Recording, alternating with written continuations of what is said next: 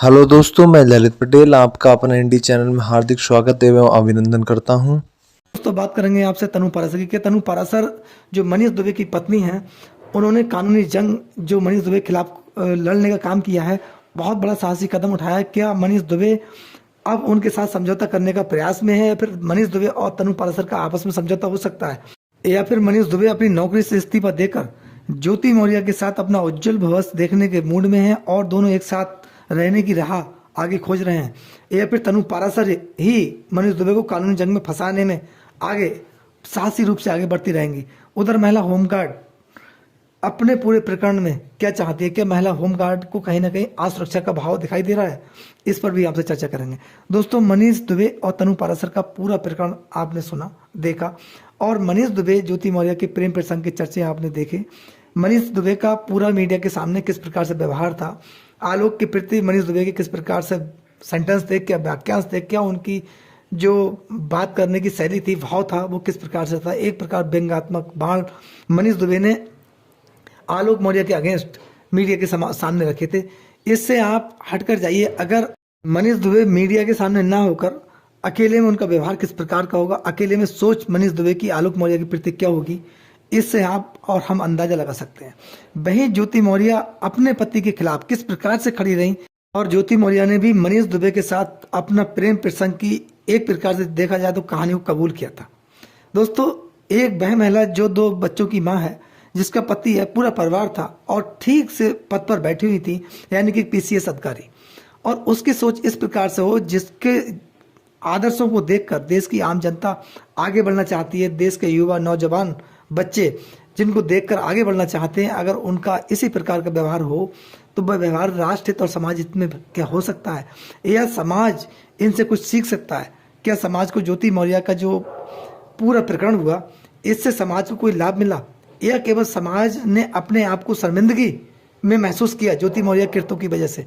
मनीष दुबे एक home guard commandant, उच्च पद पर बैठे हुए अधिकारी थे, जिनके तमाम कार्यों से देश की आम जनता को न्याय मिल सकता है। लोग, पीड़ित लोग मनीष दुबे जैसे अधिकारियों के पास जाते हैं, लेकिन जब मनीष दुबे जैसे लोग ही अपने इस प्रकार के कृत्यों में अगर संलिप्त पाए जाएंगे, उन पर इस प्रकार के आरोप लगेंगे, जिन आरोपों पर बोलना भी मनीष दुबे को बहुत मुश्किल हुआ। ज्योति मौर्य भी पूरे प्रकरण में बसती हुई नजर आई। क्या इनका व्यवहार, इनकी सोच देश की आम जनता के लिए लाभप्रद हो सकती है? जिस प्रकार से मनीष दुबे पर महिला होमगार्ड जो कि मृतक आश्रित थी, उन्होंने आरोप लगाए, अन्य महिलाओं होमगार्ड ने आरोप लगाए, वो तमाम ऐसे घिनौने आरोप थे जिनसे देश की छवि नहीं बल्कि समाज में भी ऐसा दुष्प्रभाव पड़ा कि लोग कहीं ना कहीं पीड़ित हुए। दोस्तों, हम आपसे चर्चा मनीष दुबे और ज्योति मौर्य क्यों कर रहे हैं? क्योंकि ऐसे प्रकरण देश में हजारों हुए, लाखों हुए हैं, लोगों के डिवोर्स हुए, तमाम ऐसे मामले हुए हैं, लेकिन ये दोनों प्रशासनिक अधिकारी थे। ज्योति मौर्य एक पीसीएस अधिकारी और Manish Dubey home guard commandant officer थे।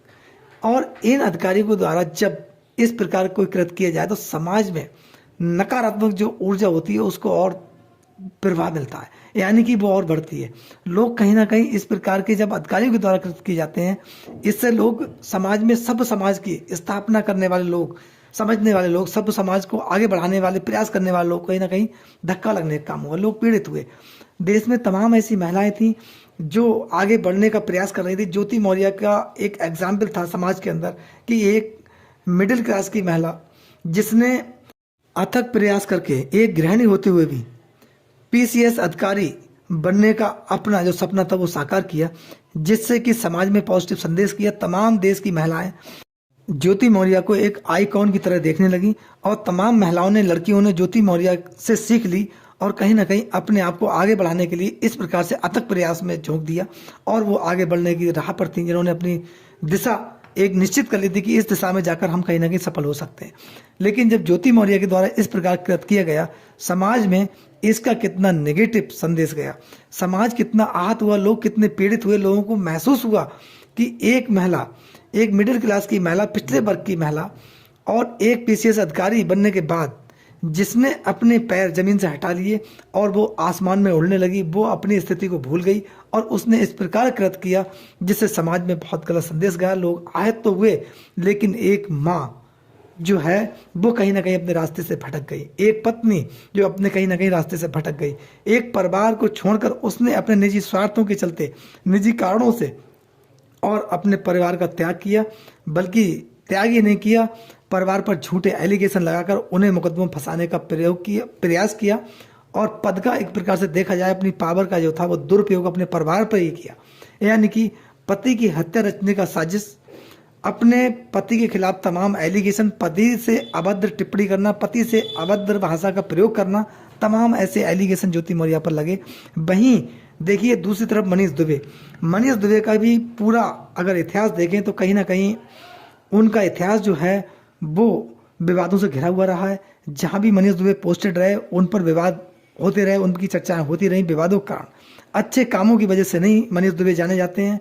उत्तर प्रदेश के अंदर तमाम ऐसे मामले हुए जो मनीष दुबे विवादों में रहे, उन पर उनके ही नीचे कर्मचारियों ने, बताइए, यौन उत्पीड़न के आरोप लगाए, उन्हें कहीं ना कहीं प्रताड़ित किया गया। मनीष दुबे के द्वारा पद का दुरुपयोग किया गया, चाहे वह महिला हो या फिर पुरुषों ने भी तमाम आरोप लगाए कि कहीं ना कहीं हमारा उत्पीड़न हुआ है और जो हमारे अधिकारी हैं मनीष दुबे, इनके द्वारा हमारा शोषण होता है।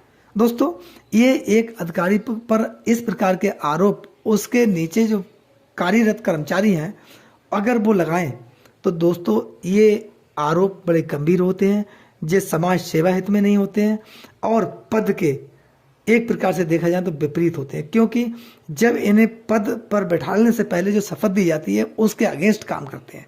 ये न राष्ट्र हित में, न समाज हित में है, न पद और प्रतिष्ठा के हित में है। इस प्रकार से मनीष दुबे का जो इतिहास था काफ़ी विवादों से था।